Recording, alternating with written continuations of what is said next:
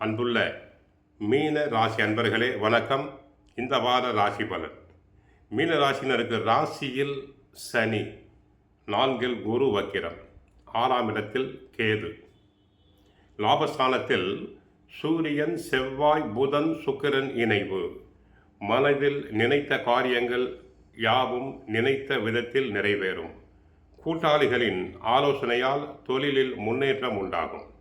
தவறிப்போன சில வாய்ப்புகள் தங்களுக்கு கிடைக்கலாம். செயல்பாடுகளில் துரிதம் உண்டாகும். புதிய பொருட்களை வாங்கி மகிழ்வீர்கள். உயர்கல்வி தொடர்பான செயல்பாடுகளில் தெளிவுகள் பிறக்கும்.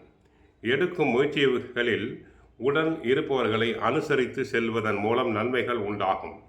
உத்தியோகத்தில் இருந்து வந்த எதிர்ப்புகள் அனைத்தும் குறையும். எதிர்பாராத சில உதவிகள் மூலம் சில மாற்றமான வாய்ப்புகள் கிடைக்கும்.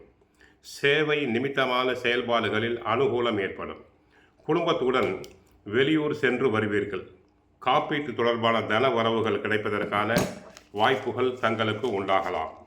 லாபஸ்தானத்தில் 4 கிரகங்கள் இருக்கின்றன. அதில் 2 சுப கிரகங்கள் புதன், சுக்கிரனும் இருக்கிறார்கள். ராசிநாதன் தொழில் ஸ்தானத்தை பார்வையால் பலப்படுத்துகிறார். சங்கடமான சூழ்நிலைகள் அனைத்தும் மாறி மனம் சாந்தி அடையும். பிரச்சனைகளிலிருந்து வெளியே வரக்கூடிய மனநிலையை பெறுவீர்கள். மன அழுத்தம் குறையும். தன்னம்பிக்கை அதிகரிக்கும். லாபஸ்தானத்தில் புதன், சுக்கிரன் இவற்றோடு சூரியனும் செவ்வாயும் இணைந்திருப்பது மிக அற்புதமான அமைப்பு. வழக்குகள் அனைத்தும் சாதகமாக முடியும். வருமானத்தில் குறைவு இருக்காது. ஆசைகள் அனைத்தும் பூர்த்தியாகும். சுப நிகழ்ச்சியில் நடக்கும் வாய்ப்பு உண்டு.